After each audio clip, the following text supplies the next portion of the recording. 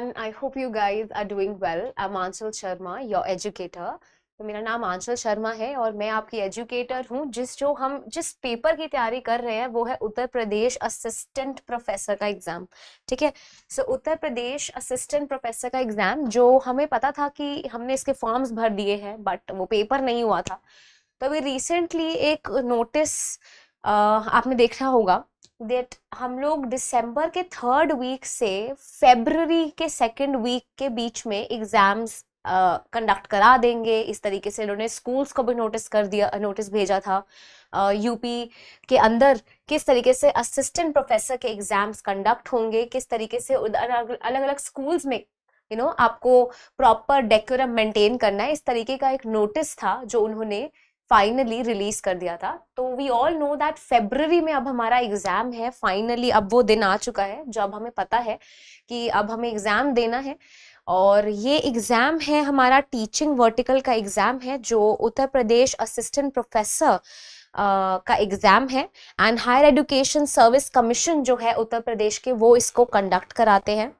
So this exam is one of the most important exams. और TGT PGT के बारे में अभी तक हमें इतना नहीं पता लगा है यहाँ पे, बट हाँ असिस्टेंट प्रोफेसर के जो एग्जाम्स हैं ये इनका वी ऑलरेडी नो नाउ। इसका प्रॉपर सिलेबस है, बहुत ही अच्छी तरीके से आपके पास सिलेबस इसका दिया हुआ है।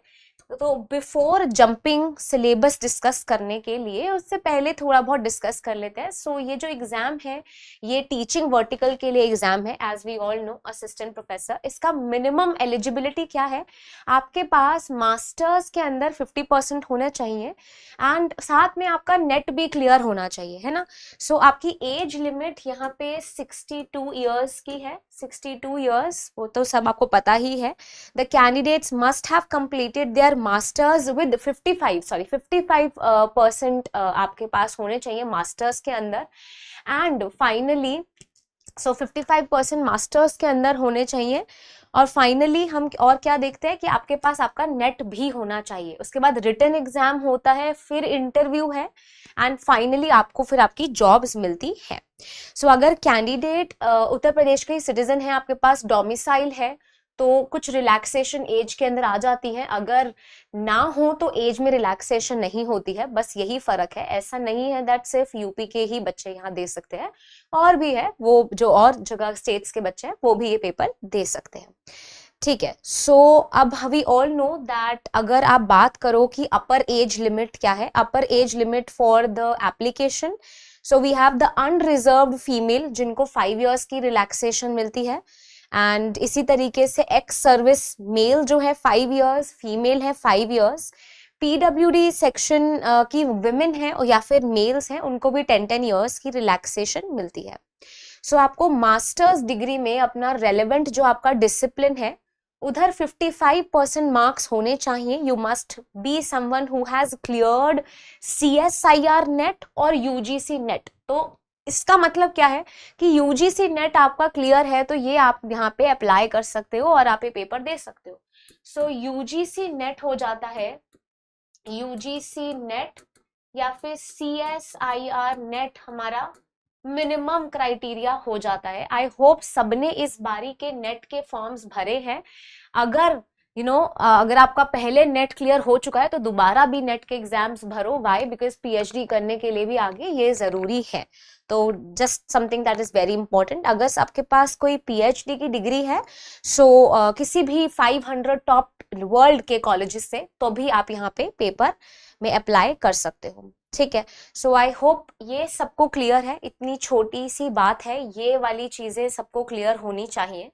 सो अगर किसी को कोई भी दिक्कत है तो वो पूछ सकता है। I have my tab, I just open it and then हम क्लास में आज बात करेंगे अपने एग्जाम पैटर्न के बारे में। सो अब सीधा एग्जाम के बारे में बात होगी।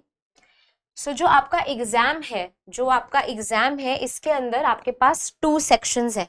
ठीक है, सो वी नो दैट इतनी सारी सीट्स हैं, हमें बहुत मेहनत करनी है और इन सारी दोनों यूनिट्स में जितने भी क्वेश्चंस आते हैं वो सारे बिल्कुल सही हमें सॉल्व करने हैं। So total number of hours आपके पास कुछ 2 आवर्स की ड्यूरेशन है, जिसमें पॉजिटिव बात क्या है कि कोई नेगेटिव मार्किंग नहीं है। ऑब्जेक्टिव टाइप क्वेश्चंस आएंगे, मतलब एमसीक्यू क्वेश्चंस आएंगे। आपके पास 2 आवर्स का टाइम है, जो सफिशिएंट टाइम है, आपके पास काफी ज्यादा टाइम है। बहुत इंपॉर्टेंट बात है that there is no negative marking, ठीक है, कोई नेगेटिव मार्किंग नहीं है, ये भी एक बहुत अच्छी चीज है। उसके बाद हमारे पास जो सब्जेक्ट्स हैं, किस किस चीजों में क्वेश्चंस पूछे जा सकते हैं, तो आपके पास 2 सेक्शंस हैं, देयर आर 2 सेक्शंस। पहला सेक्शन इज जनरल नॉलेज, जिसे हम बोलते हैं जीके। उसके बाद है आपका सब्जेक्ट कंसर्न। सो जनरल नॉलेज और सब्जेक्ट कंसर्न, ये आपके पास क्या है, 2 सेक्शंस हैं। नंबर ऑफ क्वेश्चंस जीके से आते हैं 30 और यहां से आते हैं 70। हर क्वेश्चन 2 मार्क्स का है, तो यहाँ पे आपके मार्क्स और यहाँ लिख ले क्वेश्चंस, तो यहाँ पे 60, ठीक है, और यहाँ 140, तो टोटल 200 मार्क्स का क्या हो गया, पेपर हो गया, 100 क्वेश्चंस हो गए। बिकॉज 2 नंबर का एक क्वेश्चन है, हम लोग यहाँ पे थोड़ा सा अपना दिमाग लगा के चैलेंजेस ले सकते हैं, क्योंकि नेगेटिव मार्किंग नहीं है, इसलिए छोड़ के मत आना कोई भी क्वेश्चन। पेपर बहुत ज्यादा स्ट्रक्चर्ड आता है, इजी है, कोई बहुत मुश्किल नहीं है, बस आपको जितने भी टॉपिक्स हैं उन पे फोकस करना है। So we all know that हम सब लोगों ने नेट दिया है, तभी हम ये पेपर आप दे पा रहे हो, है ना। तो नेट के अंदर हम क्या देखते हैं, पेपर 1 होता है हमारा और पेपर 2 होता है ना। पेपर 1 और पेपर 2 होता है। पेपर 1 हमारे पास 10 यूनिट्स होती है, जिनके अंदर हम लोग क्या चेक करते हैं, टीचिंग एंड रिसर्च एप्टीट्यूड इस पेपर का नाम होता है, वेयर देर आर 10 यूनिट्स जिनको हम देख के, समझ के, कॉम्प्रिहेंड करके सॉल्व करते हैं। ज्यादा मुश्किल ये भी नहीं है, बट हाँ ये ज्यादा सिलेबस है, यहाँ पे ज्यादा है सिलेबस, और यहाँ पे 50 क्वेश्चन आते थे। बल्कि ये हमारा सब्जेक्ट कंसर्न ही था, जहां पे हमें 100 क्वेश्चन देखने को मिलते थे। तो इस तरीके से ये हमारा नेट का पेपर है, जो हम ऑलरेडी दे चुके हैं। तो नेट का पेपर क्लियर है, तो ये पेपर का जीके करना तो मुश्किल है भी नहीं, और साथ में आपका सब्जेक्ट का पेपर भी मुश्किल नहीं है, because you guys are already very very strong. अभी तक आप स्ट्रॉन्ग हो, बिकॉज नेट का पेपर इससे 2-3 लेवल मुश्किल ही आता है। ये वाला पेपर निकालना is not at all difficult. आपके एमसीक्यूज ही आते हैं जैसे नेट में आते हैं, बिल्कुल अच्छे तरीके से पढ़ना है क्वेश्चंस और सॉल्व करना है। बल्कि नंबर ऑफ क्वेश्चंस जो आपके जीके के सेक्शन के अंदर है, वो पेपर 1 के कंपैरिजन में कम है। तो ये एक बहुत ही गुड न्यूज है हम सबके लिए, and I am sure that ये सब मेहनत करेंगे, दोबारा से हमें सेम ही चीजें पढ़नी है, तो कोई बहुत डिफिकल्ट किसी को भी नहीं होना है। तो पहले रिटन एग्जाम होता है, फिर इंटरव्यू, फिर आई थिंक मेडिकल टेस्ट भी होता है, एंड फाइनली आपको आपकी सीट अलॉट कर दी जाती है।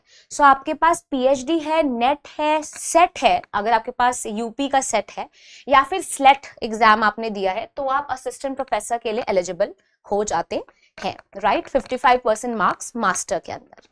अब जीके का सिलेबस क्या आता है, ये क्वेश्चन आता है। तो जीके का ये सिलेबस है, ये हिंदी में है और ये इंग्लिश में लिखा है। सो यहाँ पे सब फोकस करेंगे और क्लासरूम में ही पढ़ने का ट्राई करेंगे। I do not want you guys to be scared of it, इससे डरने की बिल्कुल बात नहीं है।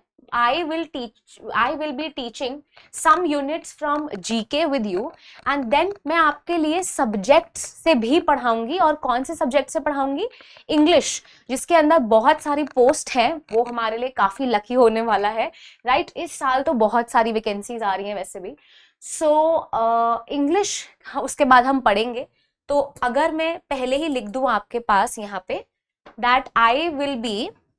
that my name is Aanchal Sharma, दोबारा बता रही हूँ, and I will be also teaching English literature जो हमारा सब्जेक्ट के लिए कोर सब्जेक्ट जो होता है आपका कोर सब्जेक्ट, वो भी मैं पढ़ाऊंगी आपका।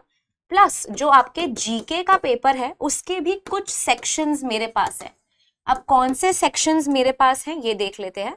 So I will be dealing with you certain sections। तो sections हैं कौन से, करंट अफेयर्स का सेक्शन है, देन टीचिंग एप्टीट्यूड कह सकते हो, या टीचिंग एंड रिसर्च एप्टीट्यूड है ये।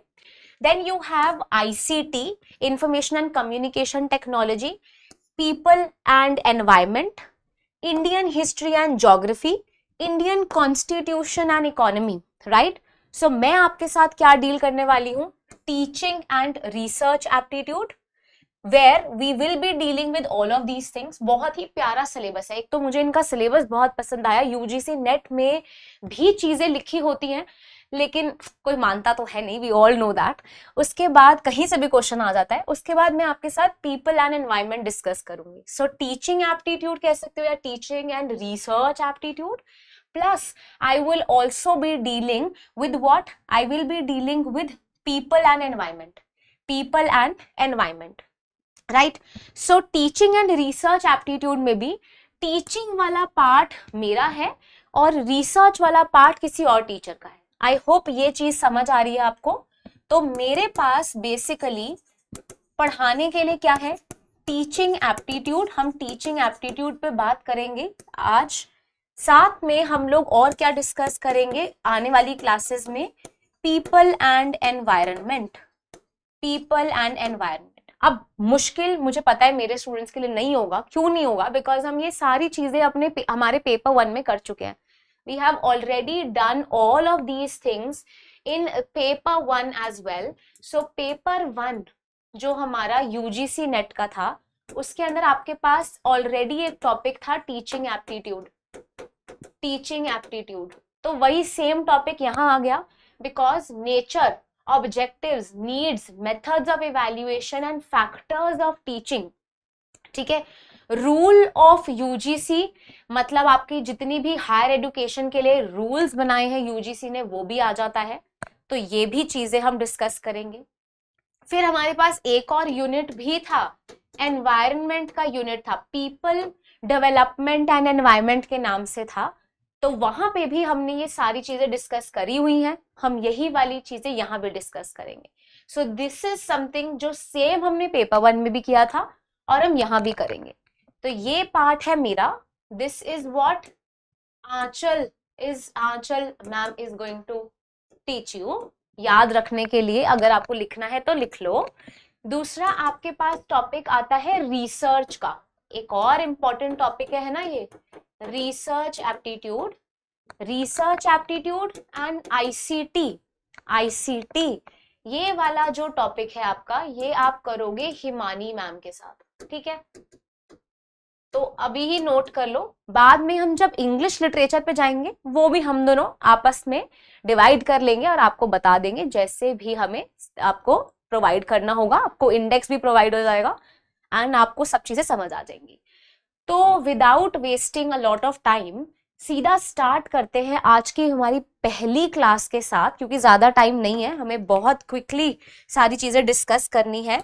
We will be talking about teaching aptitude और जितना इजी हो सके उस तरीके से कराऊंगी मैं आपको। ये बहुत सारी चीजें हैं टीचिंग एप्टीट्यूड में, बट सब कुछ तो आता भी नहीं है, लेकिन कुछ छोड़ना भी नहीं होता है ना। तो सारी चीजों के बारे में फटाफट से बात कर कर आगे चलते रहेंगे। टीचिंग एप्टीट्यूड हमारा टॉपिक है जो हम डिस्कस करने वाले हैं। अब ऐसी कोई चीज जो किसी को समझनी है, कुछ पूछना है, तो आप वो मुझसे पूछ सकते हो। हमारे पास टैब है, I can also talk to you, live chat चल रही है and we will be discussing the topic simultaneously. Okay, so teaching aptitude is made up of these two words, teaching and aptitude. Teaching और aptitude दो part से बना है ये teaching aptitude. Teaching क्या होता है और aptitude क्या होता है, ये मेरा पहला क्वेश्चन है आपके लिए कि teaching as a concept होता क्या है। Teaching as a concept होता क्या है? So teaching is delivering of the facts. Teaching होता है delivery of facts, delivery of information from a more mature person, to a less mature person. So एक ज्यादा mature person मतलब more knowledgeable other, MKO। Teaching के सब students को ये पता होना चाहिए MKO क्या होता है, मोर नॉलेजेबल अदर। जब अपनी इंफॉर्मेशन दे रहा है लेस नॉलेजेबल अदर को, this process is called as teaching. इसे कहते हैं teaching. Delivering of the facts, figures, information from a more knowledgeable one. अब टीचिंग का मतलब ये नहीं है कि टीचर हमेशा एज में बहुत बड़ी ही होगी, बस किसी को आपसे थोड़ा ज्यादा पता है, वो आपको बता रहा है, उस तरीके के प्रोसेस को टीचिंग कहते हैं। ठीक है, उसको क्या कहते हैं? टीचिंग कहते हैं। अब टीचिंग करना अपने आप में क्या है? एक स्किल है। टीचिंग सबके बस की बात नहीं होती है, ठीक है। टीचिंग एक तरीके की स्किल है जो आप सीख सकते हो, आप बेटर हो सकते हो, आप अडेप्ट कर सकते हो। इसे हम कहते हैं कॉम्पिटेंसी। ये क्या होता है? कॉम्पिटेंसी है एक तरीके का। साथ में हमारे पास एक वर्ड है एप्टीट्यूड। एप्टीट्यूड मीन्स एक तरीके का स्किल जो आपके पास है। एप्टीट्यूड इज अ कंडीशन या फिर it is a, you can say, set of qualities. Aptitude कुछ सेट ऑफ क्वालिटीज है या कुछ स्किल्स है जो आपके पास होनी चाहिए to become a better teacher. ये एक हर इंडिविजुअल के पास होती है जो कि उनको बाकी इंडिविजुअल से अलग बनाती है। हर पर्सन अलग है, हर टीचर भी अलग होती है, हर टीचर का पढ़ाने का तरीका भी अलग होता है। उसी को ही हमने बोला है टीचिंग एप्टीट्यूड, क्योंकि टीचिंग एक स्किल है, आप उसको सीख सकते हो। जैसे स्टिचिंग, जैसे कि पॉटरी मेकिंग, ये सारी स्किल्स हैं, जितना आप करोगे उतना बेटर होते चले जाओगे। इसीलिए ही इस एप्टीट्यूड का मतलब है every person is different from the other person and it is a skill that you can learn. You can learn this skill. The individual potential, यहाँ पे क्या बोल सकते हो? हर पर्सन का पोटेंशियल एक तरीके से एप्टीट्यूड है। Individuals are going to differ in their potential. Some can be strong at one thing, some can be strong in another, ठीक है। And differences are relatively stable, और काफी हद तक ये स्टेबल भी रहता है, क्योंकि आप एक रबर बैंड की तरह हो, कितने खींच सकते हो, ठीक है, कभी तो जाके स्टॉप हो जाएगा ना। तो हर पर्सन एक दूसरे से अलग है, और जितना आप एक्वायर कर सकते हो ये भी आपके पास लिमिटेड ही होता है, लेकिन आप उसे ब्रश अप कर सकते हो, है ना, आप उस स्किल को सीख सकते हो। सो टीचिंग एप्टीट्यूड एक तरीके की क्वालिटी का सेट है, या फिर स्किल है, या पोटेंशियल है जो एक पर्सन के पास होता है। सो टीचिंग क्या है? टीचिंग एप्टीट्यूड होली अब क्या बोल सकते हो? Teaching aptitude is the capacity, teaching aptitude is the capacity to acquire proficiency with a given amount of training in teacher education. It refers to the capacity of an individual to be skilled in teaching. तो इसका मतलब ये क्या हो गया? ये एक ऐसी आर्ट है ताकि आप क्या बन जाओ? Skilled in teaching.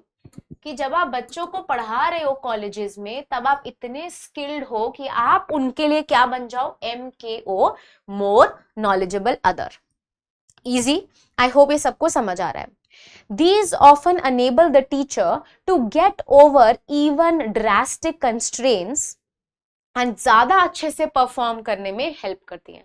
सो अगर आपके पास कुछ ऐसी स्किल्स हैं तो आप एडवर्स कंडीशंस में बच्चों के साथ डील कर पाते हो, ज्यादा बेटर डील कर पाते हो। तो जरूरी नहीं है कि सिर्फ स्कूल लेवल तक ये कॉम्पिटेंसीज का नीड होता है, कॉलेज लेवल में भी आपको काफी हद तक इन चीजों को डील करना आना चाहिए, ठीक है। So teaching involves, so this process of teaching, अब टीचिंग समझने के लिए प्रोसेस समझना भी जरूरी है। सो हमेशा टीचिंग लर्निंग का एक प्रोसेस होता है। किसका प्रोसेस होता है? टीचिंग एंड लर्निंग एक प्रोसेस होता है, जहां पे जब जब आपको टीचर दिखेगी तब टीचिंग हो रही है। उस टीचर के लिए आपके पास एक लर्नर का भी इंपॉर्टेंस इक्वल ही है, ठीक है। सो TL प्रोसेस कहते हैं इसे। क्या कहते हैं? TL एक प्रोसेस है, टीचिंग लर्निंग एक प्रोसेस है, where we need a teacher and we need the learner. We need the teacher and we need the learner. So teaching involves a teacher, a learner. There is always content and there is always some kind of knowledge, facts, information or a skill that is communicated from a more knowledgeable one to a less knowledgeable one. That means teaching, and ये किसने कहा है? Garnier ने कहा है, Garnier ने definition दी है teaching की, that teaching is a process of a relationship which should be dealt with cooperation. तो उन्होंने क्या बोला कि टीचिंग एक तरीके का, टीचिंग क्या है? टीचिंग एक तरीके का ऐसा प्रोसेस है जो कैसे चलता है? कॉपरेशन के साथ चलता है। मतलब जब दो लोग, एक टीचर और एक लर्नर, आपस में कॉपरेट करते हैं, मिल के चलते हैं, उस प्रोसेस को हम क्या कहते हैं? टीचिंग एप्टीट्यूड कह सकते हैं, या टीएल प्रोसेस कहते हैं, टीएल प्रोसेस कहते हैं। So teaching, basically teaching is a process where both the learners as well as the teacher move hand in hand with cooperation, Garnier ने कहा है। ऐसे ही मॉरिसन, एक और स्कॉलर है, उन्होंने क्या कहा? Teaching is N intimate contact between the more mature personality and a less mature personality. Okay? समझ आ गया? मॉरिसन, MORRISON, मॉरिसन, उन्होंने भी यही कहा है, मोर नॉलेजेबल वन और लेस नॉलेजेबल वन, या मोर mature one, less mature one का बीच में जो रिलेशन हो जाता है, बनता है, उसे हम बोलते हैं TL process. Very easy. Teaching aptitude समझने के लिए ये समझना तो जरूरी है आपके पास कि होता क्या है टीचिंग। ठीक है, this is done. I hope सबको समझ आ गया। अब क्वेश्चन आ जाता है कि मैम टीचिंग नहीं समझ आया, है क्या, है ना? तो टीचिंग को डिफाइन करने के लिए I can define teaching according to three broad categories. There can be three broad viewpoints through which teaching can be defined. So teaching को define करने के लिए एक क्राइटेरिया होता है आपके पास, अथॉरिटेरियन टीचिंग। अथॉरिटेरियन टीचिंग एक हो सकता है डेमोक्रेटिक टीचिंग, देन हो सकता है लेजेस्फेयर, और क्या हो सकता है? लेजेस्फेयर, जेड है ये, ठीक है, लेजेस्फेयर।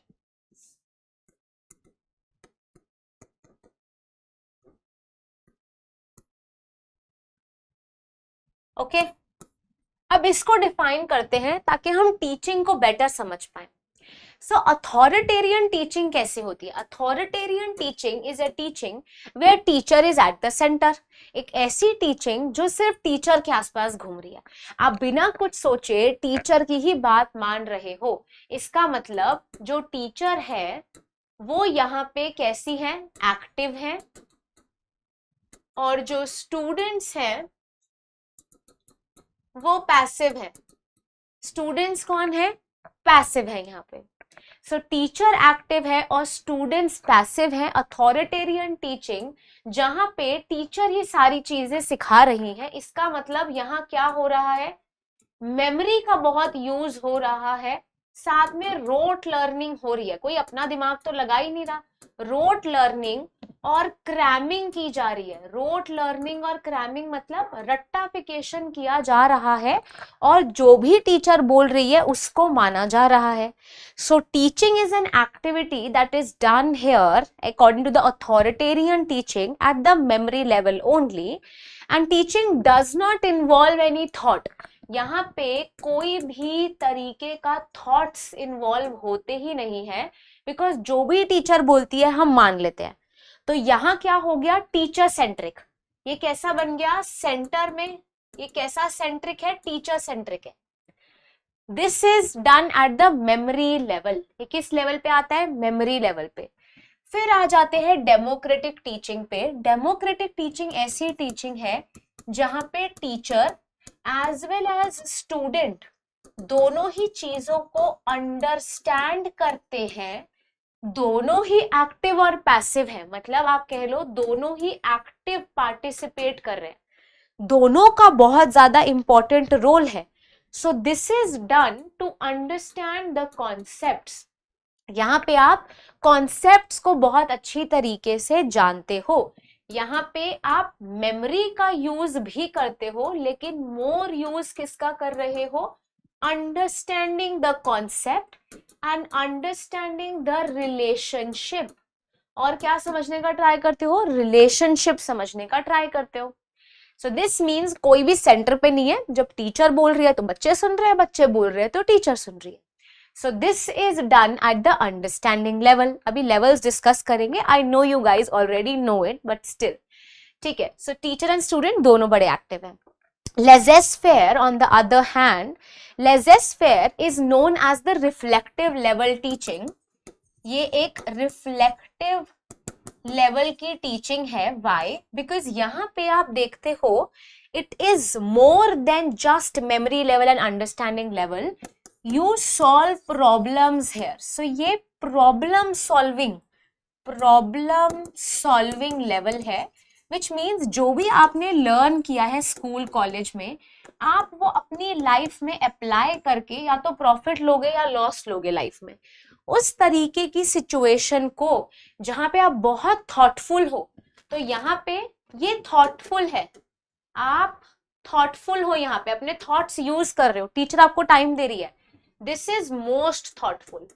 ये कैसा है, मोस्ट थॉटफुल बनाने का आपको तरीका है। Why? Because here you are doing problem solving, और आप अपने डिसीजंस कैसे कर रहे हो, खुद ही ले रहे हो। So this means the entire point of teaching 3 levels में divide हो सकता है। Laissez-faire is a level जहां पे आपका insight, जहां पे आप अपने ऊपर सबसे ज्यादा रिफ्लेक्ट करते हो, आपका इंसाइट इंक्रीज होता है, स्टूडेंट्स ज्यादा पार्टिसिपेट करते हैं, यहाँ पे स्टूडेंट एक्टिव होते हैं और टीचर हमारी क्या हो जाती है, पैसिव हो जाती है। So there are 3 levels of teaching जो कि सेम है as the 3 types of teaching के भी, इसीलिए ही हमने इसके बारे में बात करी। ये कौन से लेवल्स हैं? So we have the 3 levels, हमारे पास 3 लेवल्स ऑफ टीचिंग है। ये कौन से लेवल है? We have the first level, जो सबसे नीचे लेवल आ रहा है, जो सबसे नीचे लेवल है वो कौन सा लेवल है? That is the memory level teaching. वो कौन सा है? मेमोरी लेवल टीचिंग है। मेमोरी लेवल जो सबसे बेसिक लेवल है, मेमोरी लेवल के बाद ही ये हमारा मेमोरी लेवल है, ठीक है। मेमोरी लेवल पे आपने क्या करा, प्रॉपर रोट लर्निंग कर लिया। इसका मतलब आप यहाँ पे क्या हो, स्कूल के अंदर हो, स्कूल में हो, छोटे बच्चे हो। उसके बाद आ जाता है अंडरस्टैंडिंग लेवल। अंडरस्टैंडिंग लेवल के अंदर दोनों टीचर और स्टूडेंट्स बहुत ही एक्टिवली पार्टिसिपेट करते हैं। तो आप क्या देखते हो, रिलेशनशिप्स के बारे में जानने लगते हो। Relationship, not relationships, relationship between what is taught and आगे क्या सीखना है उन सब के बीच में, ठीक है। तो यहाँ आप थोड़े क्या हो गए हो, एडोलेसेंट हो गए हो। तो एडोलेसेंस में आप यहाँ पे पहुंच जाते हो, ठीक है, मतलब आपका 11th-12th। कॉलेज में जब आ गए हो तो क्या कर रहे हो, रिफ्लेक्टिव एजुकेशन कर रहे हो, बिकॉज टीचर तो सिर्फ गाइड कर रही है। आपका पीएचडी का गाइड आपको सिर्फ बताता है बेटा ये टॉपिक अच्छा है, गलत है, ये कर लो, वो कर लो, आपका हाथ पकड़ के नहीं चलता। तो यहाँ की learning is also called as heuristic learning. ये लर्निंग को आप और क्या कहते हो, ह्यूरिस्टिक लर्निंग कहते हो। और ये दिया किसने था, आर्मस्ट्रॉन्ग ने दिया था, नॉट नील आर्मस्ट्रॉन्ग, कोई और आर्मस्ट्रॉन्ग है, ठीक है। तो ये इन्होंने बताया था दैट ह्यूरिस्टिक लर्निंग करते हो बिकॉज यहाँ पे आप प्रॉब्लम सॉल्विंग कर रहे हो, आप अपने डिसीजंस खुद ले रहे हो। तो इस टाइम पे what kind of knowledge are we gaining, we are at reflective level. हमें रोट लर्निंग करने की नीड नहीं है, हम रोट लर्निंग यहाँ नहीं कर रहे हैं। आई hope this is clear. This is thoughtless, thoughtful, most thoughtful level, most thoughtful level. So this means that teaching के लिए आपको अलग अलग लेवल्स पे जाना पड़ता है। जब तक आपका memory level is not clear, you can not jump to the understanding level, because it is important आप समझो कि कैट है, बैट है, बॉल है। फिर कैट को क्या बोल सकते हो, कैट एक तरीके का एनिमल है, ये सारे एनिमल्स हैं। अब देख लो अंडरस्टैंडिंग बिल्ड हो रही है।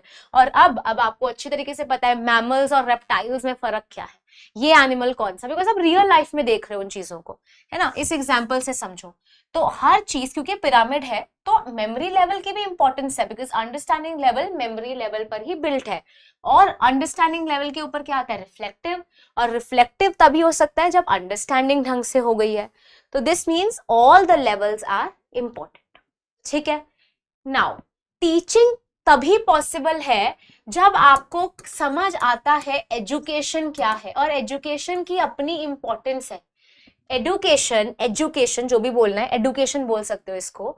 Education is one of the most important thing. Why? Because it changes the personality of the people, of the person who is studying. John Dewey defines education as the power by which man is able to control his environment.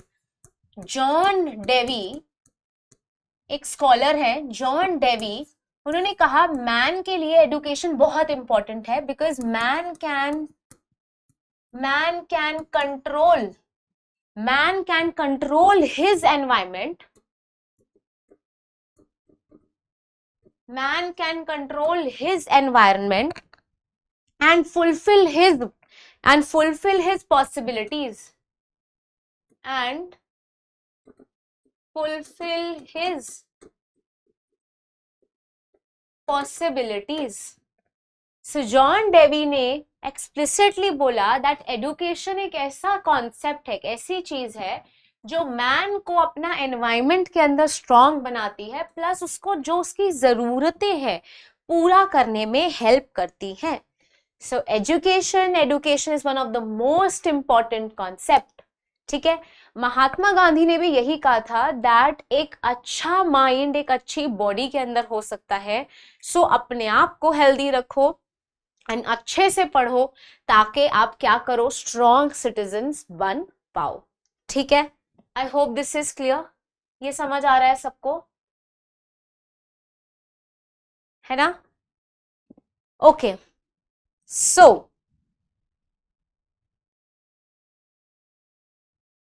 I will give you time to note this. पहले एक बार इसे note कर लो, फिर करते हैं थोड़ी सी philosophies of education.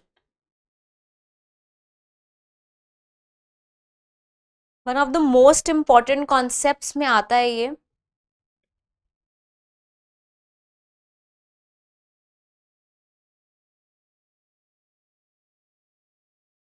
ठीक है, तो अब पढ़ते हैं फिलॉसफीज टू एजुकेशन। पढ़ लिया कि एजुकेशन होता क्या है, बट फिलॉसफीज है। क्लास में टीचर को जब भी कुछ भी सिखाना है तो वहां पे टीचर एडुकेट कर रही है आपको। उन एजुकेशन के लिए, ऐसी एजुकेशन पाने के लिए देयर आर सर्टेन फिलॉसफीज, इन्हें हम बोलते हैं फिलॉसफीज ऑफ एजुकेशन। फिलॉसफी होता क्या है? Philosophy basically is an attempt to think truly about human experience. Philosophies क्या एक्सप्लेन करती हैं? ह्यूमन एक्सपीरियंस को एक्सप्लेन करती हैं। तो किस तरीके से ह्यूमन सीख सकते हैं, उनको हम बोलते हैं education. Philosophy is a search how you can comprehend और view the nature. So philosophy एक एफर्ट है to understand the general truth. The first traditional type of philosophy, ये सारी ट्रेडिशनल फिलॉसफीज में आता है। The first that is traditional also, traditional philosophy है। First is idealism, सबसे पुरानी फिलॉसफी, सबसे इंपॉर्टेंट फिलॉसफी है आइडियलिज्म की। ये मत बोलना मैम ये पेपर में नहीं आता अब, बिकॉज अगर ये आता होगा ना तो बहुत सारी चीजें इजीली समझ आ जाएंगी आपको। ओके, सो एक थोड़ा सा इंफॉर्मेशन इसके बारे में देना जरूरी है।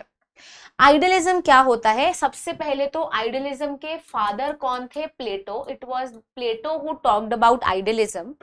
आइडियलिज्म मानता है that there is a universal mind, there is the presence of universal mind, जिसको हम क्या बोलते हैं? गॉड के नाम से जानते हैं, ठीक है। which regards man as a spiritual being. The world of ideas and values are superior than the materialistic world.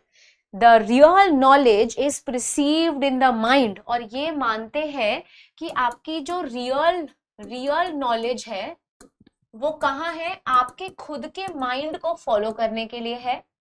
उनके हिसाब से लाइफ में नॉलेज गेन करना is way more important then the material success that you have. Material success, ये absolute truth में भी मानते हैं। एक ही ट्रूथ इनके लिए है, जैसे कि गॉड। तो ये सेल्फ रियलाइजेशन कॉन्सेप्ट पे चलते हैं। किस कॉन्सेप्ट पे चलते हैं? सेल्फ रियलाइजेशन का एक कॉन्सेप्ट है जिसमें कहते हैं कि आप खुद को समझो ताकि सब चीजें सही हो। यूनिवर्सल नॉलेज में मानते हैं और creative powers. They also believe in the moral sense और जानते हैं कि कल्चरल एनवायरनमेंट होना जरूरी है। This type of knowledge also thinks that the teaching should B child centred. It should be child-centered education. Education as a natural development to give child more power.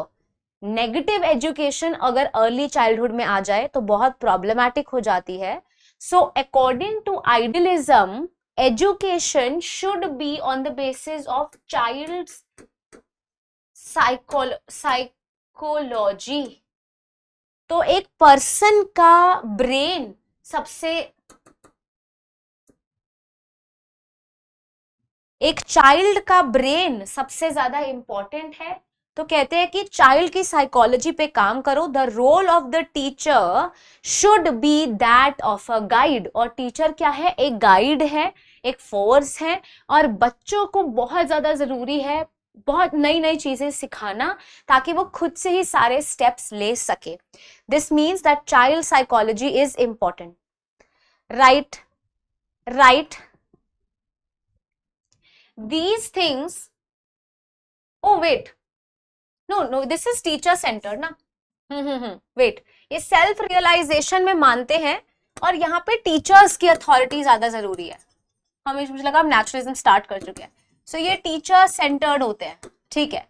Naturalism पे आ जाते हैं। अब naturalism पे ये teacher centred होते हैं because हमने एक आइडल माना है टीचर जो बच्चों को बिल्कुल सही चीज सिखाएगी, ठीक है। उसके बाद आ जाते हैं नेचुरलिज्म पे। सो नेचुरलिज्म के फादर कौन है? एरिस्टोटल है। Aristotle plus Rousseau also. Aristotle and along with him there is Rousseau, जिसने किसके बारे में बात किया है? नेचुरलिज्म के बारे में बात किया है। So according to them naturalism is a system in which salient features are there which hold spirituality. ये वाली जो एजुकेशन है ये बहुत ज्यादा चाइल्ड सेंटर्ड होती है। अब यहाँ ये बोलते हैं कि एक पर्सन को, एक बच्चे को क्या करना होता है? अपने बारे में जानकर खुद से ही स्टेप्स लेने होते हैं। सो एजुकेशन एक तरीके का नेचुरल फोर्स है, नेचुरल डेवलपमेंट है जो कि चाइल्ड की पावर्स और कैपेबिलिटीज को इंक्रीज करके आएगा। ये क्या बोलते हैं? एजुकेशन तब हो सकता है जब चाइल्ड्स पावर्स आर इंक्रीज। सो जब बच्चों की पावर्स इंक्रीज हो जाती हैं तब वो बेटर सीख पाते हैं। यहाँ पे बोलते हैं कि टीचर सेंटर्ड होना चाहिए, यहाँ बोलते हैं कैसा होना चाहिए? स्टूडेंट सेंटर्ड होना चाहिए, जहां पे स्टूडेंट ज्यादा डिसीजंस ले रहे हैं और चाइल्ड साइकोलॉजी के बारे में पढ़ाना चाहिए, ठीक है। सो नेचुरलिज्म में यहाँ पे mostly scholars also say that अगर आपको चाहते हो कि बच्चे लर्न करें तो it should be learning by doing. ज्यादा से ज्यादा उनसे काम कराओ ताकि वो खुद ही सीखे, ठीक है। And here play way method became important. Play way method became important मतलब बच्चों की नेचर को चेंज करना उनके ही हाथ में है। जितना ज्यादा वो खुद से काम करेंगे उतना ही बेटर सीखते चले जाएंगे। This is also self education. This is also called as self education. Self education and self effort. Then we have after idealism we have naturalism, then we have pragmatism.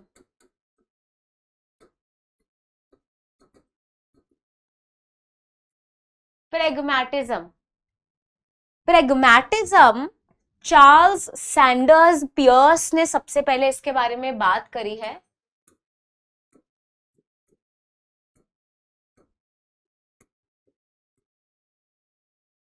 Okay.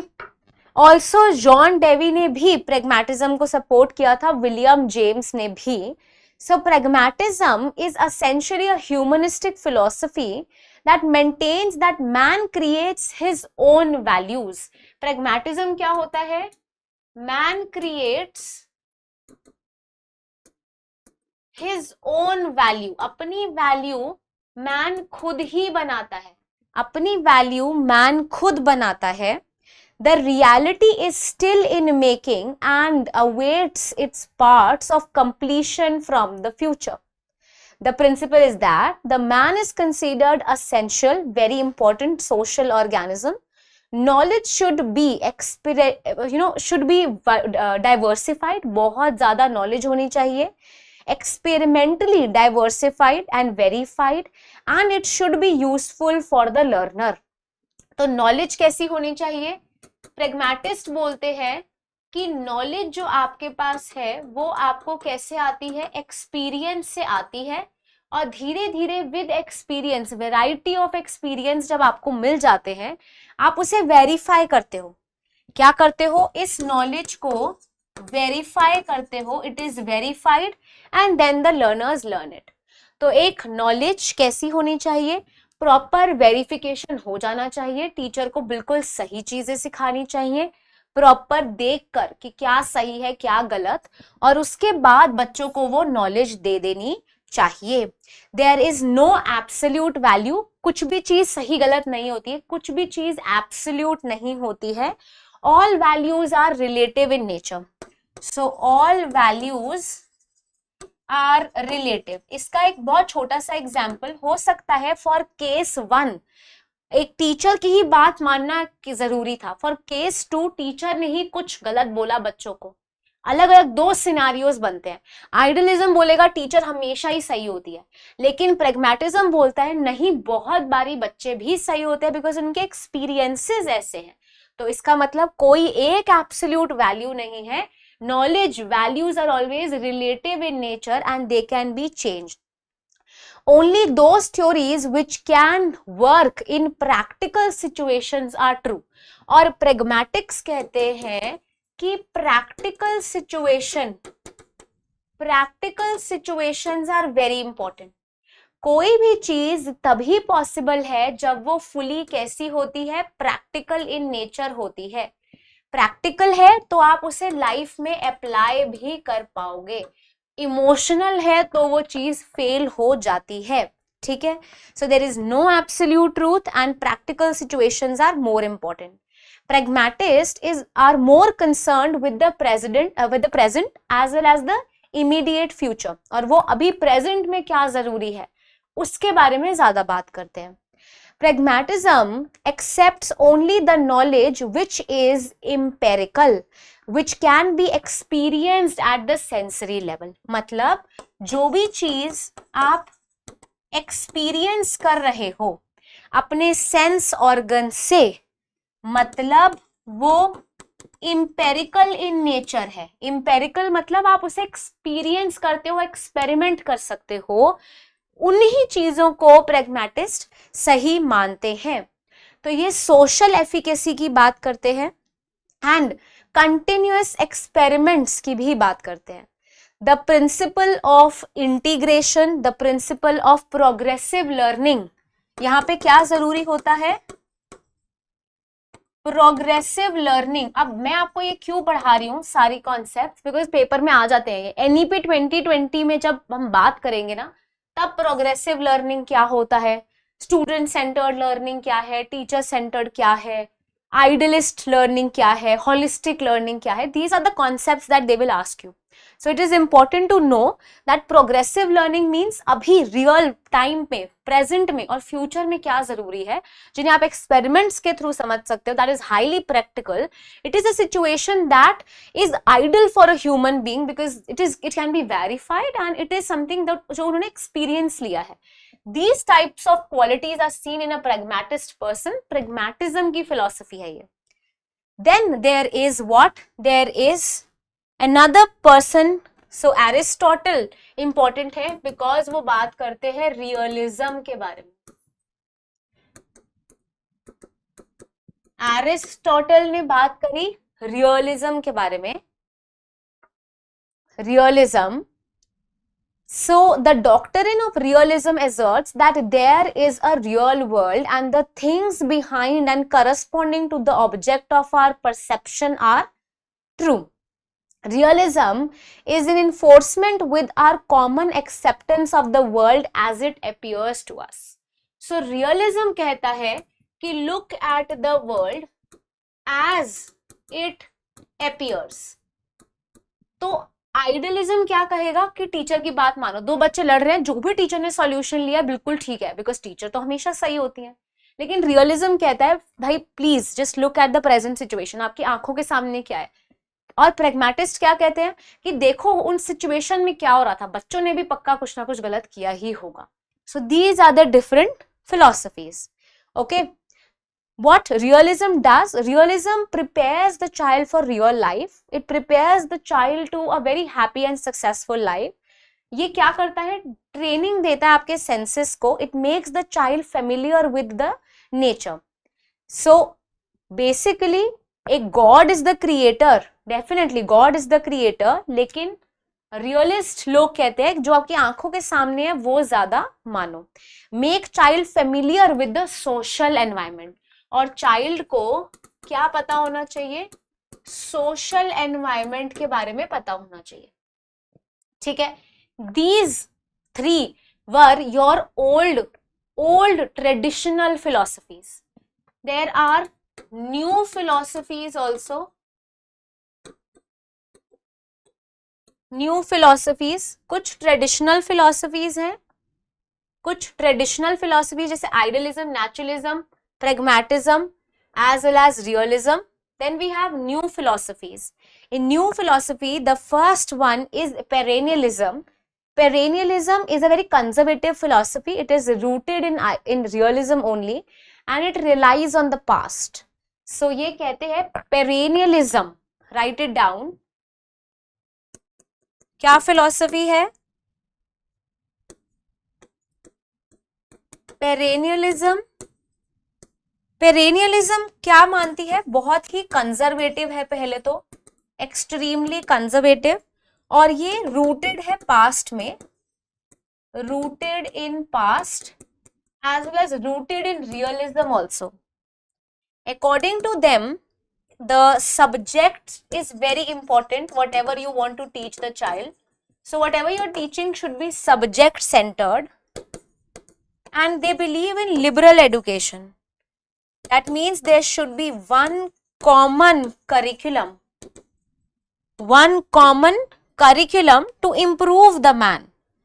Okay, the perennialist wants to see education as what? They want a child to be a rational person and they want to uncover the truths. Also, according to them, teacher has the authority and the teacher should be the master of the subject. तो teacher को subject ढंग से आना चाहिए. Why? Because most of their focus is on the subject only. कि subject अच्छे से बच्चों को समझ आ जाए. That is perennialism. So यहाँ पे whatever you are studying in the class, according to the subject, it should be very important. So specific methods use होते हैं जैसे oral exposition, lecture method या फिर demonstrations, जिसके अंदर टीचर स्पेसिफिक चीज आपको सिखाती हैं और वही उनका गोल एक मोटिव होता है. Then we have essentialism. Essentialism is rooted in idealism. ये किसमें rooted है?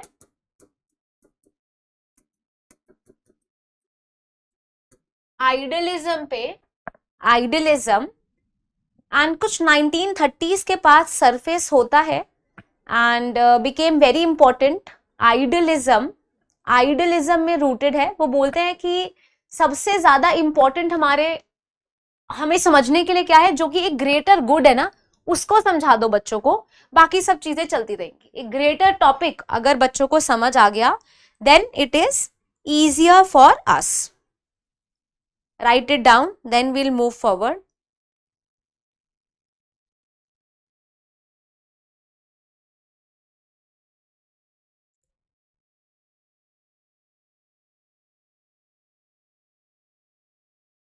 So they reject subjects like art, music, and they are only concerned with facts. ये किसके साथ concerned है?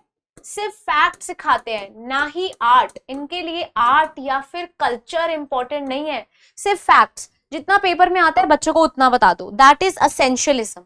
क्या इंपॉर्टेंट है वही बस बच्चों को बताओ. मतलब फैक्ट्स एंड नॉलेज ज्यादा जरूरी है as compare to art and culture. ज्यादा कॉम्पिटेंट पर्सन तब बनेगा जब वो नॉलेजेबल ज्यादा है, इनको ऐसा लगता है. तो प्रॉपर स्टूडेंट्स की तरफ एफर्ट लिया जाता है, एक प्रॉपर करिकुलम बनाया जाता है ताकि वो फैक्ट्स और नॉलेज अच्छे से गेन करें. यहाँ पे बहुत ज्यादा क्वालिटी और टाइम दिया जाता है डिसिप्लिन की तरफ. डिसिप्लिन बहुत होना चाहिए, होमवर्क को बहुत सीरियसली लिया जाता है. Right, the teacher is considered to be as a master of a particular topic and teacher का पूरा होल्ड होता है क्लास में. Then we have one European philosophy that was important, और वो क्या बोल रहा है? That man imposes the meaning on his or her own universe. और एक man important है अपने बारे में जानने के लिए और दूसरों के बारे में जानने के लिए भी. And this is called as existentialism. Existentialism, perennialism, essentialism, existentialism. ये क्या बोलता है? आपकी जो एग्जिस्टेंस है ये प्रिसीड करता है, it precedes your essence. Okay, the centre of existence is man rather than truth. तो ये बोलता है मैन ज्यादा इंपॉर्टेंट है किसी भी तरीके के ट्रूथ से. Man is the maker and master of culture. तो हम क्या करते हैं, कभी कभी बोलते हैं कल्चर ज्यादा इंपॉर्टेंट है मैन से. नहीं, बनाया तो हमने ही है ना. हम जैसे कोई लोग ही हैं जो कल्चर है. लोग बोलते हैं ना समाज में क्या होगा, व्हाट समाज, वी आर समाज ओनली, इजंट इट. तो हम ही इंपॉर्टेंट है, मैन इज इंपॉर्टेंट. तो मैन क्या है, एक सेंटर पे है. Man is the maker, man is the master of all the culture. The curriculum would avoid knowledge या फिर structured disciplines. The students are free to select from all the learning opportunities. यहाँ पे भी curriculum important है बहुत ज्यादा, लेकिन यहाँ पे students are free to learn what they want to learn. Because man ने सब कुछ बनाया है, curriculum भी तो किसी man ने ही बनाया ना. उनके पास ज्यादा choices है. यहाँ पे ज्यादा self expression है. क्या है? More and more self-expression is given to the students.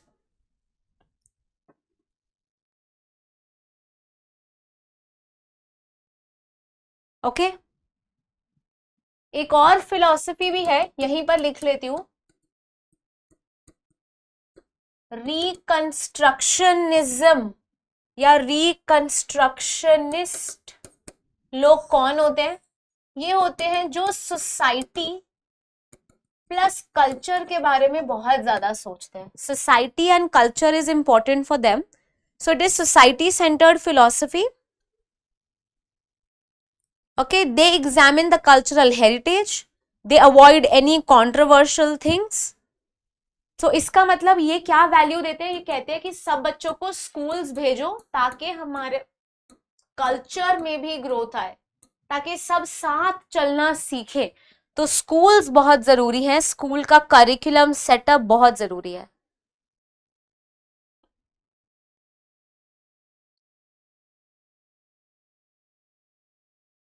Okay, then we come to a very very important philosophy, and this philosophy is called as progressivism. अगर किसी ने बीएड का थोड़ा सा भी कोर्स देखा है तो you must be knowing that progressivism एक अपने आप में टॉपिक भी है बहुत इंपॉर्टेंट. प्रोग्रेसिविज्म आता ही प्रेगमैटिक फिलॉसफी से है, प्रेगमैटिसिज्म से आया है. It is saying that we need to reform the movements in education that are there It is important that there is a democratic society and the students learn through a lot of skills and tools that are necessary. बच्चों को बहुत ज्यादा tools और skills के साथ सिखाना जरूरी है. This will do what? This will make them better problem solvers. तो प्रॉब्लम सॉल्विंग मेथड्स बच्चों को सिखाना जरूरी है. साथ में साइंटिफिक इंक्वायरी, बच्चों को क्यूरियस बनाना जरूरी है. Scientific inquiry is needed. Self discipline, they should know that what is a cooperative behavior. What is cooperative behavior? They emphasis on how to think and what to think. ये बच्चों को focus दिलाता है कि कैसे सोचना है और क्या सोचना है. सो करिकुलम यहाँ पे कैसा बन जाता है? जो आपका सिलेबस है, जो आपका करिकुलम है एक प्रोग्रेसिव एजुकेशन का, वो इंटरडिसिप्लिनरी है. इंटरडिसिप्लिनरी.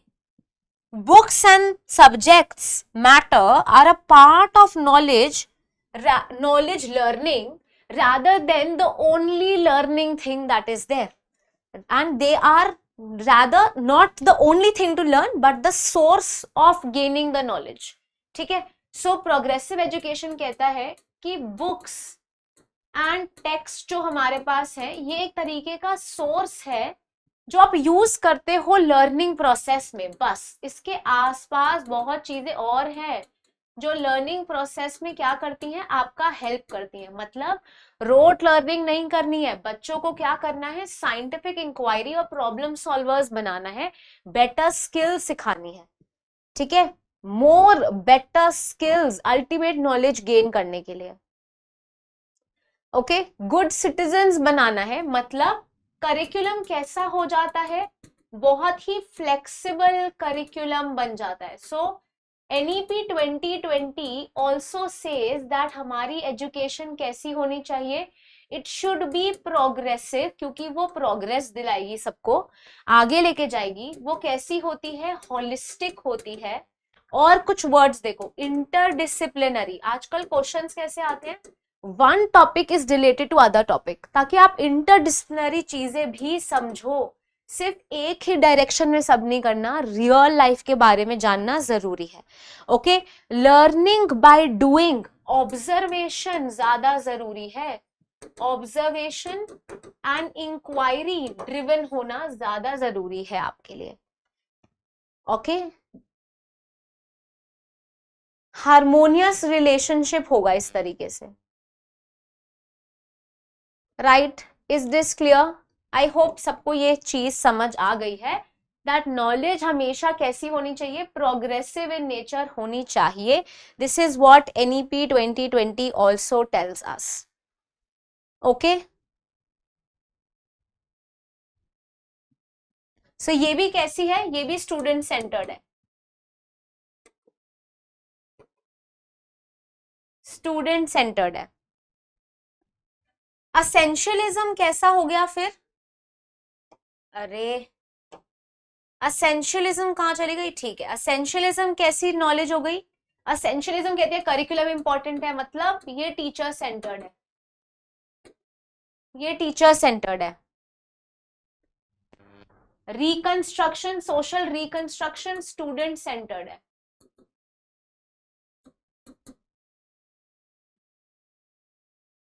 एग्जिस्टेंशियलिज्म भी स्टूडेंट सेंटर्ड है.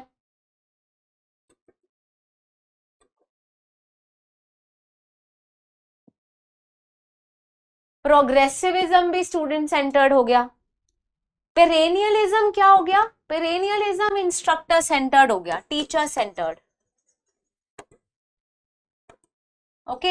अब क्वेश्चन आता है कि मैम ये टीचर सेंटर्ड और स्टूडेंट सेंटर्ड क्या है? फिलॉसफीज तो समझ आ गई.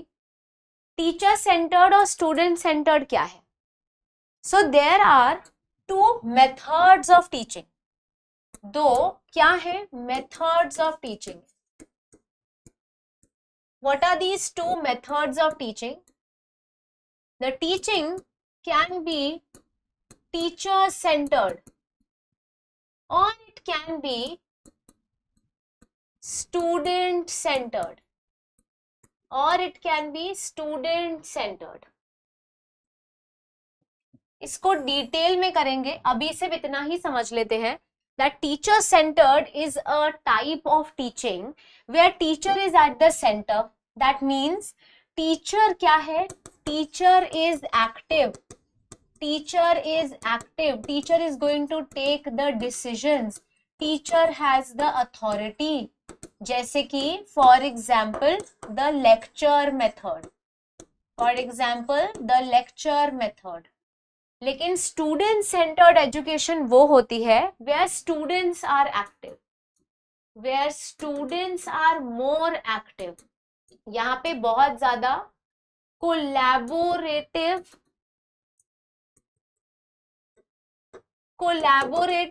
और कोऑपरेटिव एनवायरनमेंट होता है, because teacher will not move forward till the time students are cleared with it. For example role play, ऐसे मेथड्स यूज किए जाते हैं ताकि स्टूडेंट ज्यादा से ज्यादा एक्टिव पार्टिसिपेट करें.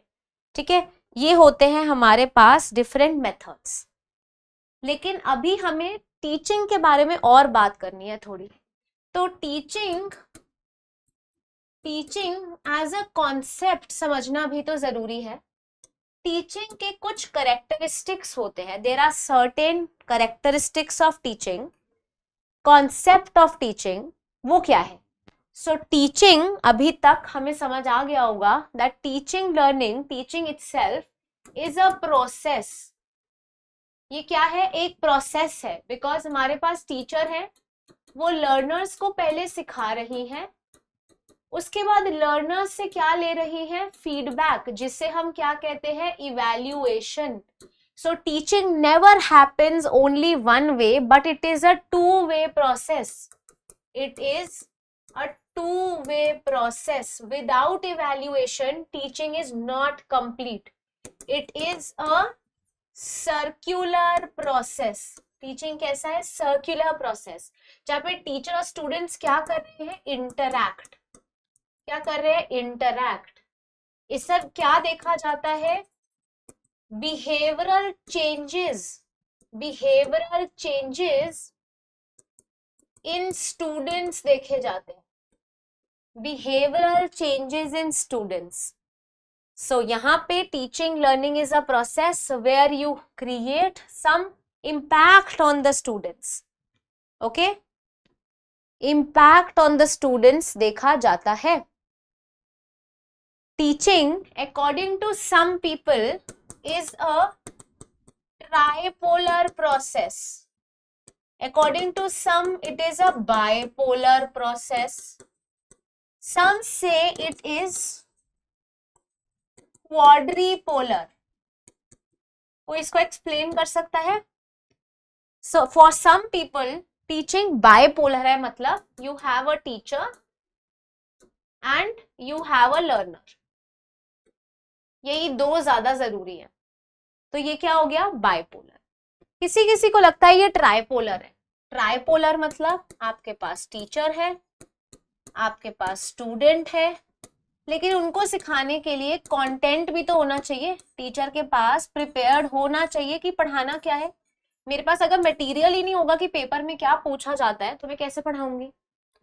किसी किसी को लगता है कि टीचिंग क्वाड्रिपोलर है, बिकॉज टीचर भी जरूरी है, साथ में कौन जरूरी है? स्टूडेंट भी जरूरी है, और कौन जरूरी है? कंटेंट जरूरी है, एंड और क्या जरूरी है? एनवायरनमेंट. जहां टीचर पढ़ा रही हैं, अगर एनवायरनमेंट अच्छा नहीं होगा तो भी पढ़ाई नहीं हो पाएगी. सो टीचिंग लर्निंग प्रोसेस क्या हो गया? एक तरीके का क्वाड्रिपोलर. यहाँ 4 पार्ट्स है, क्वाड्रिपोलर प्रोसेस है. ओके, ऑल्सो ये भी आपने सुना होगा, teaching is an art and science. ऐसा क्यों कहा जाता है? बिकॉज टीचिंग कुछ स्किल्स को बेटर बनाता है, और उनको बेटर बनाने के लिए हमारे पास कुछ थ्योरीज है, कुछ मैक्सिम्स है, और कुछ प्रिंसिपल्स है। ये सारी चीजें तो आपने मैथ्स में और साइंस में देखी होंगी ना, ये तो मैथ्स और साइंस में होती हैं हमारी थ्योरीज, प्रिंसिपल्स। सो इसीलिए ही हमने टीचिंग को बोला एक art as well as a science. ठीक है, I hope this is clear. I hope इतनी चीजें सबको क्लियर है। ओके, यहीं से एक छोटा सा कॉन्सेप्ट और बताती हूँ, क्योंकि टीचिंग के अंदर हमारे पास इतने सारे वेरिएबल्स आ गए ना, these are called as variables. ये क्या है? वेरिएबल्स कहलाते हैं। वेरिएबल मतलब जो भी चीज पार्टिसिपेट कर रहा है एक एक्सपेरिमेंट में, वेरिएबल्स इन टीचिंग। सो एक टीचिंग जिसके ऊपर सब चीजें डिपेंड कर रही हैं, एक वेरिएबल जिसके ऊपर सब चीज डिपेंड कर रही है, वो चीज क्या होती है? इंडिपेंडेंट वेरिएबल, क्योंकि वो किसी पे डिपेंड नहीं कर रहा। इंडिपेंडेंट वेरिएबल, मैं किसी चीज पे डिपेंड कर रही हूं? नहीं। तो एक टीचर क्या बन गई? एक टीचर इंडिपेंडेंट वेरिएबल है, उसके ऊपर क्या रिलाई कर रहा है? लर्नर। लर्नर टीचर के ऊपर ही तो रिलाई कर रहा है, तो लर्नर क्या हो गया? Dependent variable. लर्नर हो गया डिपेंडेंट वेरिएबल। ओके, लेकिन आपका करिकुलम भी तो जरूरी है कि टीचर आपको पढ़ा क्या रही है। करिकुलम और एनवायरनमेंट बन गए आपके इंटरवीनिंग वेरिएबल। इंटरवीनिंग वेरिएबल, अगर ये चेंज होते हैं तो भी फर्क पड़ता है। ये तो हमने सबने पढ़ा है ना, रिसर्च एप्टीट्यूड में हमने पढ़ा है। What do we mean by variables? Variables वो चीज होती है जो एक रिसर्च में काम आ रही होती है। जैसे सपोज ये हमारा एक रिसर्च है that water makes us fat. हमने क्या किया? एक हाइपोथेसिस बना लिया, हाइपोथेसिस बनाया। What do we mean by hypothesis? Hypothesis is a tentative statement. ये क्या है? एक तरीके का टेंटेटिव स्टेटमेंट है, जिसको आपको चेक करना है कि ये ट्रू है या फॉल्स है, ट्रू है या फॉल्स है। मैंने बोला कि water is going to make us fat, तो ये जो पानी है हम इसको चेक कर रहे हैं, ये हमारा क्या है? ये वाटर हमें क्या कर रहा है? फैट कर रहा है। This water is an independent variable, जो क्या कर रहा है? हम फैटनेस चेक कर रहे हैं, जो किस पे डिपेंड कर रहा है? ये इंडिपेंडेंट है, ये डिपेंडेंट वेरिएबल है। ठीक है, लेकिन हमें पता लगा कि रात को ये पर्सन, राम है सपोज इसका नाम, ये तो खा रहा है मैगी या छोले भटूरे सुबह उठ के, तो ये जो फूड उसने खाया ये हमारे इंटरवीनिंग वेरिएबल्स होते हैं, जो ऐसे वेरिएबल्स जो बीच में आते रहते हैं। ठीक है, तो ये वेरिएबल्स का एग्जाम्पल सबको पता ही है, रिसर्च के अंदर हमने ऑलरेडी देखा है, कोई बड़ी बात नहीं है। आई होप सबको समझ आ गया है। ठीक है, तो टीचर क्या है? इंडिपेंडेंट। डिपेंडेंट कौन है? लर्नर। और करिकुलम साथ में हमारा एनवायरनमेंट, इंटरवीनिंग। इंटरवीनिंग वेरिएबल्स कहलाते हैं। ओके, ऐसा कुछ जो नहीं समझ आया? ठीक है, सो टीचिंग इस तरीके से एक इंटरैक्टिव प्रोसेस है, साथ में टीचिंग सोसाइटी के लिए भी तो हो रहा है ना। टीचर चाहती है कि आप अच्छे सिटीजन बनो, so teaching is also a social activity. Teaching is a social activity.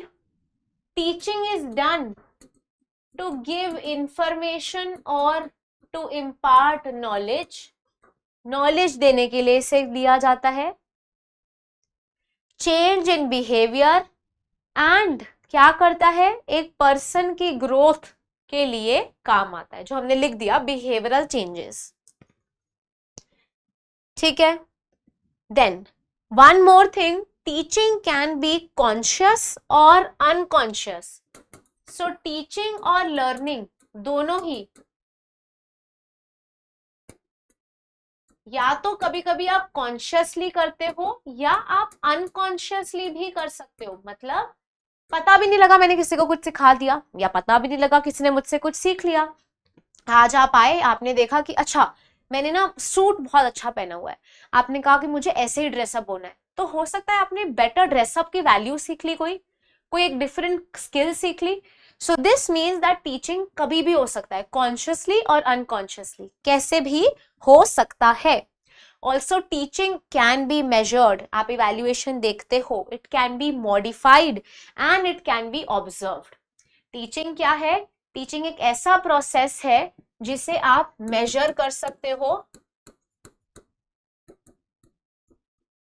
It can B observed, it can be measured and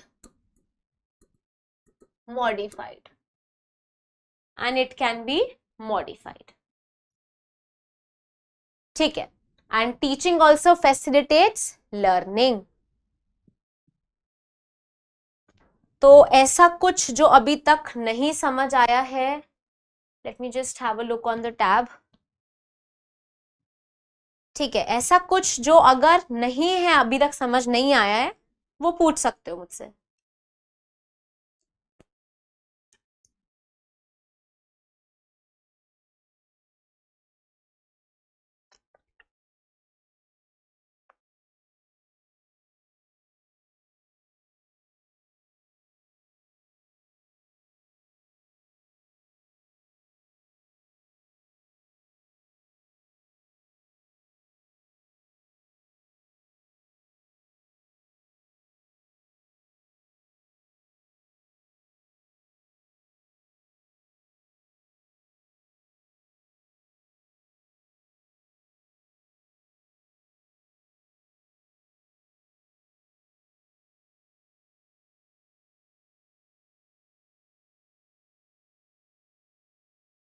Also note this, this is very very important.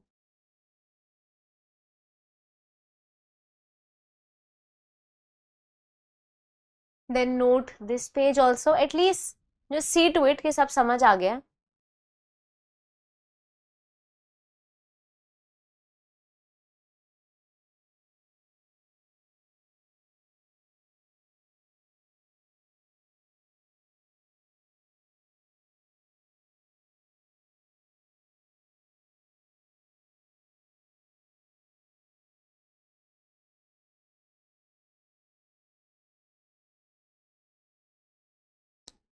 Then just have a look at this page.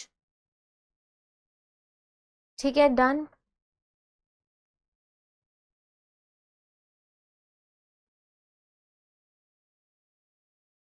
And एक और page था ना बीच में, that you should note, या this page.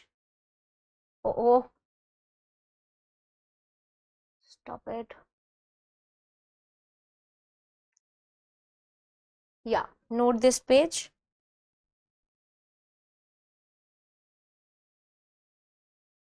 अगर ऐसी कोई भी चीज है जो सबको किसी को समझ नहीं आई है, वो आप अभी पूछ सकते हो। ठीक है, एक छोटा सा कॉन्सेप्ट और कर लेंगे, we will also see the difference between a teacher centered education और टीचर सेंटर्ड टीचिंग, या फिर लर्नर सेंटर्ड। ठीक है,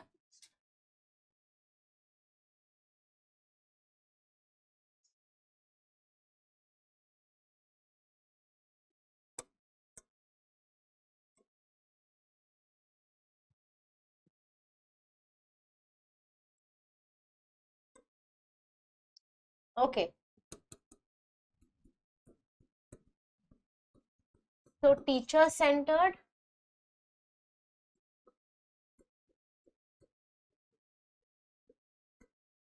and learner centered, teacher centered and learner centered, ये हेडिंग डालो। ठीक है, so we will write the differences between the two. What is a teacher centered education? How knowledge is given in a teacher centered teaching? So it is transmitted from the teacher, so teacher is at the center, so knowledge is transmitted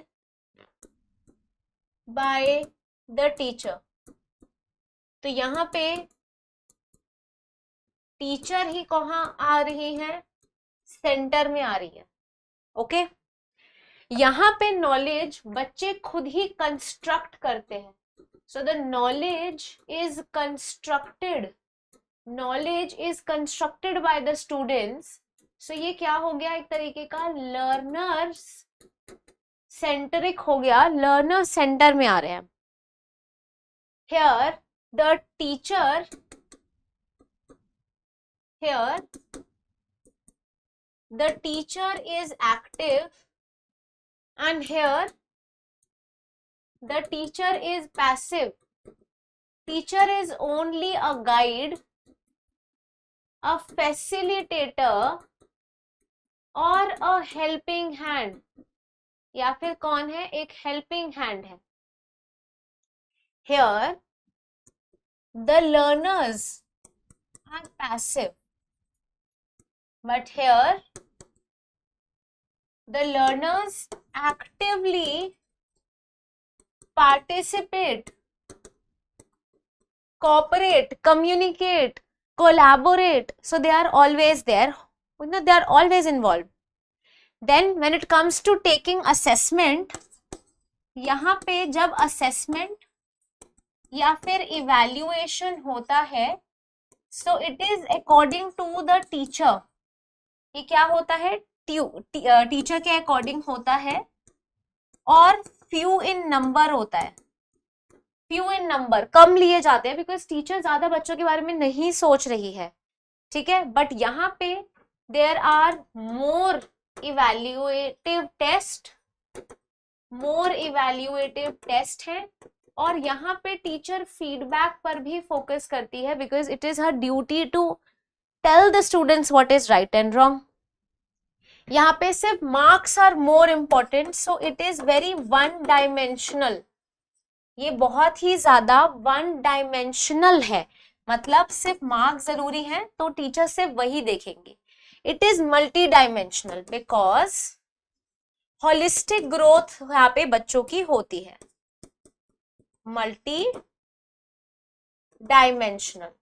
Why? Because we look at the students in a holistic manner, holistic growth of the students.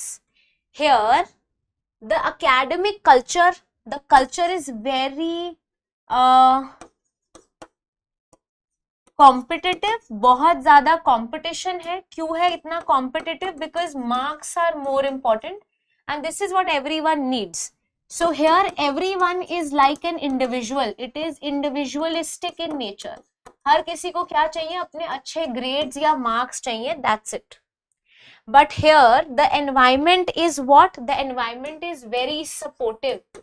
हर कोई एक दूसरे का support करता है. It is also collaborative and cooperative. ठीक है, तो environment का भी बहुत ज़्यादा difference है. I hope this is clear. All of you understood that teacher centric education और learner centric में बहुत फर्क है. जैसे कि I already told you examples. Teacher centre के अंदर, टीचर सेंटर पे है तो आती हैं क्लास में, लेक्चर देंगी और चली जाएंगी, जैसे लेक्चर। लेकिन यहाँ पे हो सकता है किसी चीज का डेमोन्स्ट्रेशन करके टीचर एक्सप्लेन कर रही है, और maybe teacher role play करके आपको एक्सप्लेन करना चाहती है। तो ज्यादा एफर्ट लेती है टीचर, जब तक स्टूडेंट्स को समझ नहीं आता तब तक वो आगे नहीं बढ़ती है। Okay, right.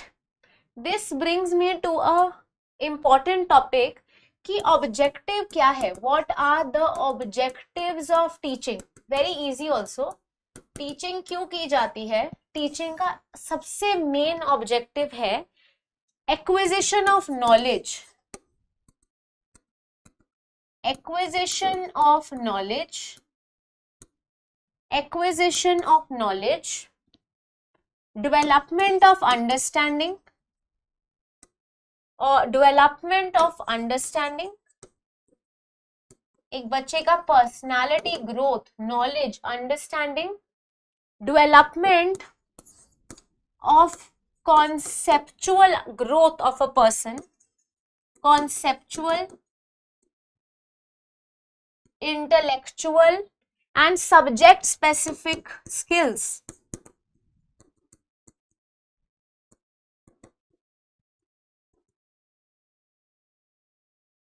Also, last but not the least, there is development of values.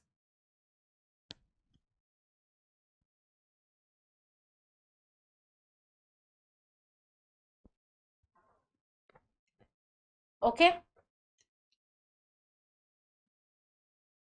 तो write these 2 pages down. Again, very very important, बहुत important है, इसको लिखो.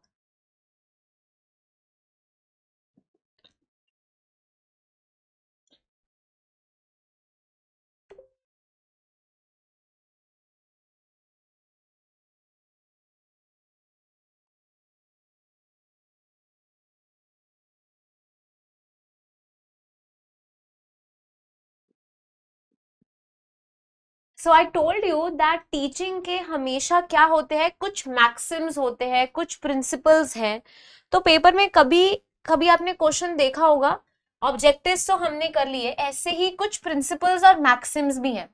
मैक्सिम क्या होता है? Maxim are the statements that are the broader statements you have to follow, उनको कहते हैं हम मैक्सिम्स. सो मोस्टली जितनी भी, मोस्टली क्या, टीचिंग हमेशा ऐसे ही मैक्सिम्स पे चलती है. बेटर टीचिंग करने के लिए कुछ मैक्सिम्स का फॉलो करना जरूरी है. These maxims are to be followed. What are these maxims of teaching?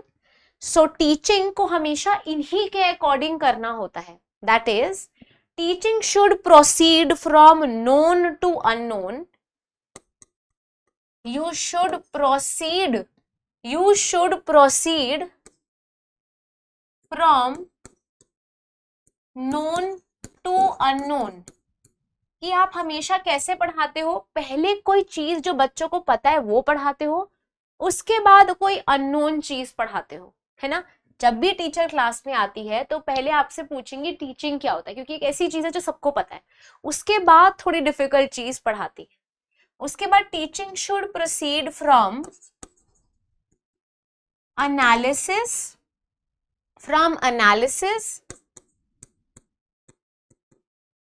To synthesis. From analysis to synthesis. पहले चीजों को एनालाइज कर लो और फिर सिंथेसाइज करो. What is synthesize? Synthesize is making something new out of it. एक information को mould करके न्यू कर देना. It also should move from simple to complex. Simple to complex. पहले इजी चीजें बता दो, उसके बाद उसे कॉम्प्लेक्स की तरफ लेके जाओ. Then it should go from whole to part. whole से part की तरफ जाते हैं. Then concrete to abstract. Concrete to abstract. Then from particular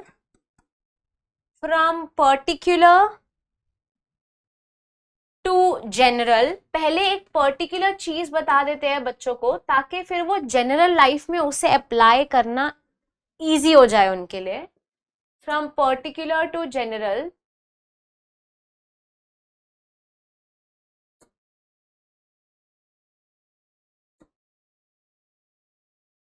Okay, from empirical to rational.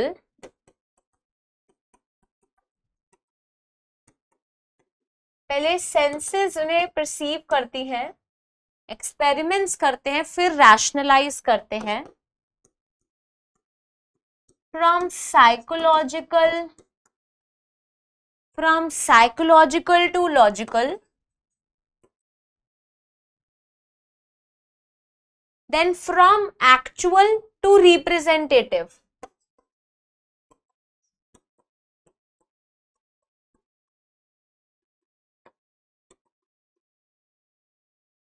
From actual to representative. Okay, so this means teaching हमेशा कैसा होता है? Teaching हमेशा इन मैक्सिम्स के अकॉर्डिंग ही होता है, जब आप चीजों को नोन से अननोन तक बताते हो. फॉर एग्जाम्पल लो, मुझे बच्चों को नाउन्स सिखाना है, तो मैंने आके उनको बता दिया नाउन्स क्या होता है, नॉर्मल डेफिनेशन दे दिया, डिफाइन कर दिया, ये मेरा पहला स्टेप है। उसके बाद बच्चे क्या करेंगे, उसके फर्दर इंफॉर्मेशन को देखेंगे। तो पहले मैंने होल बता दिया, फिर मैंने पार्ट बताया, पहले मैंने सिंपल चीज बताई, उसके बाद मैंने क्या दिया उनको, बाकी ज्यादा चीजों का एनालिसिस दिया। फिर जब इन चीजों को एनालाइज कर लेंगे, फिर इसको रियल लाइफ में अप्लाई करेंगे, तो वो हो गया सिंथेसाइज करना, दैट इज सिंथेसिस। नोन है एटलीस्ट, नाउन्स तो पता है। उसके बाद मैंने उन्हें बता दिया टाइप्स ऑफ नाउन, उसके बाद आई गेव देम एग्जाम्पल भी। ठीक है, तो क्या हो रहा है, एक बहुत ही ज्यादा पर्टिकुलर चीज मैंने उन्हें बताई है एग्जाम्पल देके, फिर वो हर जगह पे उससे अप्लाई करेंगे, तो वो बन गया जनरल। सो इस तरीके से टीचिंग हमेशा कैसा होता है, इन मैक्सिम्स के अकॉर्डिंग किया जाता है। It is always according to these maxims of teaching. Is this clear? So I hope you guys are clear with this. आज जाके एक छोटा सा होमवर्क आप करोगे। You are going to study the levels of teaching, important भी है और पेपर में भी आता है। Levels of teaching, I already told you there 3 levels of teaching. 3 levels हैं। कौन से लेवल है? पहला आपका मेमोरी लेवल है, फिर अंडरस्टैंडिंग लेवल है, और फिर आपका क्या है, रिफ्लेक्टिव लेवल। एक चीज बस याद रखने की है कि, ठीक है, पहले लिख लेते हैं, चलो। पहला मेमोरी लेवल, देन अंडरस्टैंडिंग, के बाद रिफ्लेक्टिव। मेमोरी लेवल पे हम क्या करते हैं, रोट लर्निंग करते हैं, साथ में क्रैमिंग करते हैं, रट्टाफिकेशन। अंडरस्टैंडिंग लेवल में हम रिलेशनशिप्स ड्रॉ करते हैं between what is taught and what is to be known, and last में हम प्रॉब्लम सॉल्विंग करते हैं। ठीक है, सो होमवर्क क्या है, रिफ्लेक्टिव लेवल के बारे में बात की है। इसके फाउंडर कौन थे? हंट। हंट, मुझे बताना कि इसके फाउंडर कौन है और इसके फाउंडर कौन है। ठीक है, मॉरिसन इनमें से किसी एक के फाउंडर है जैसे। ठीक है, so if any one of you is confuse, ये बात ध्यान से लिख लो, that there are 3 levels, there are 3 levels. But आपने यूजीसी में क्वेश्चन देखा था कि एक ऑटोनॉमस लेवल भी होता है। तो ये ऑटोनॉमस जो लेवल है, ये यहाँ पे एक स्टेज है। ऑटोनॉमस एक स्टेज है जो बिग्स ने दी थी हमें। ठीक है, इन्होंने बोला था that there is autonomous stage also, जहां पे बच्चे क्या सीखते हैं, बिकॉज यहाँ पे कोई भी टीचर नहीं होती है, इसीलिए एक तरीके की नेगेटिव एजुकेशन बच्चे सीख लेते हैं जब वो छोटे होते हैं। तो उन्हें सही गलत तो पता नहीं है, तो वो नेगेटिव एजुकेशन सीख लेते हैं। तो स्टेजेस हमेशा 3 है, लेवल्स हमेशा 3 रहेंगे। ये क्या है, एक स्टेज है। ऑटोनॉमस होता है, खुद से सफिशिएंट समझते हैं छोटे बच्चे अपने आप को कि मैं सब खुद कर लूंगा। ठीक है, सो बिग्स नाम के एक फिलोसोफर ने ये बताया था हमें। इन्होंने क्या दिया था, एक कंटिन्यूअम ऑफ लेवल्स ऑफ एजुकेशन। उन्होंने कहा था इन 3 लेवल से पहले एक और छोटी सी स्टेज आती है, ऑटोनॉमस स्टेज। तो ये पेपर में आ जाता है, कभी याद रखना। लेवल्स 3 ही है, 1, 2 एंड 3। ओके, इसके फाउंडर्स कौन से हैं, यू विल टेल मी। मैंने आपको बता दिया है, एक के हंट है, कुछ हंट करना होता है ना, ऐसे मैग्नीफाइंग ग्लास से कुछ हंट कर रहे हो, फुटस्टेप्स, तो ऐसे हंट करना इज व्हाट, प्रॉब्लम सॉल्विंग करना है ना, कुछ डील कर रहे हो या पीछे कुछ रिफ्लेक्ट कर रहे हो, उसे रिफ्लेक्टिव लेवल बोलते हैं। Okay, so these were the most important things. I hope you understood this. ये भी याद रखना, अगर टीचर है तो टीचर के साथ साथ लर्नर भी तो होंगे। So it is very important that आप एक अच्छे लर्नर भी हो, और for a good learner you need to be a good listener.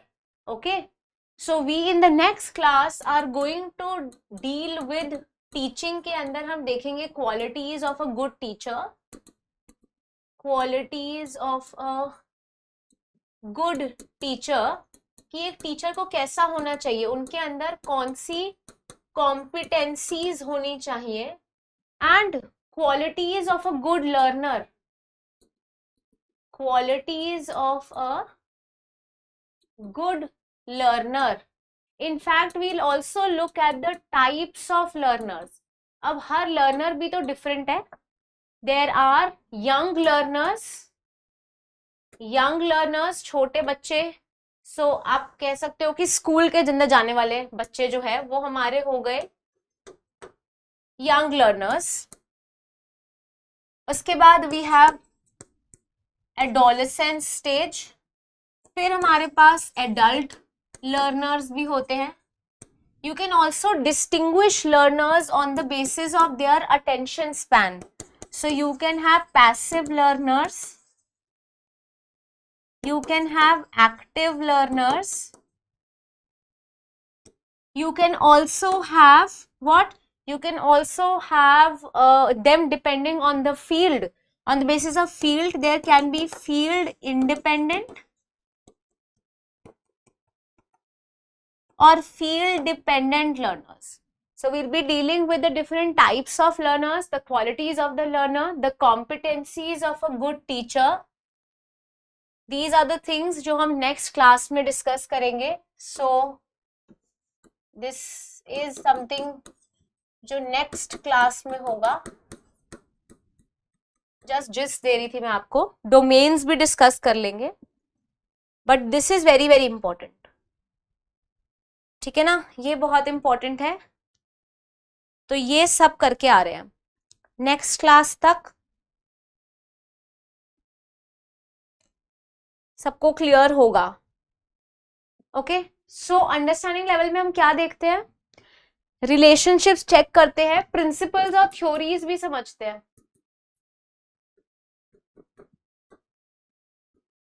और यहाँ क्या कर रहे हैं? क्रैमिंग, रोट लर्निंग, रट्टाफिकेशन. इसे क्या बोलते हैं? रट्टाफिकेशन. So memory is important.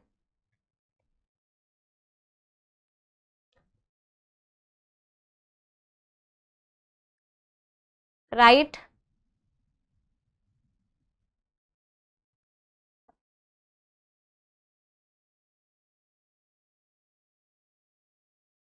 कोई should be wind up the class. I hope सब लोगों ने लिख लिया है.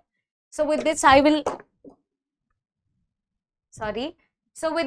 Wind up the class. I hope you guys understood everything. सारी चीजें सबको क्लियर है. फिर भी मैं टाइम दे देती हूँ इसको नोट करने के लिए, क्योंकि you also have to tell me who is the founder of understanding level और मेमोरी लेवल. मॉरिसन ने किसके बारे में बात की है? क्योंकि हम सबको ये पता है, हम प्रिटी श्योर, नहीं तो गूगल करेंगे सारे. रिफ्लेक्टिव लेवल के बारे में हंट ने बात की है. हंट ने बात की है इसके बारे में. ओके, इसे लिख लेंगे प्लीज. बिग्स ने कंटिन्यूम दिया है, ऑटोनॉमस लेवल जिसे आप बोलते हो.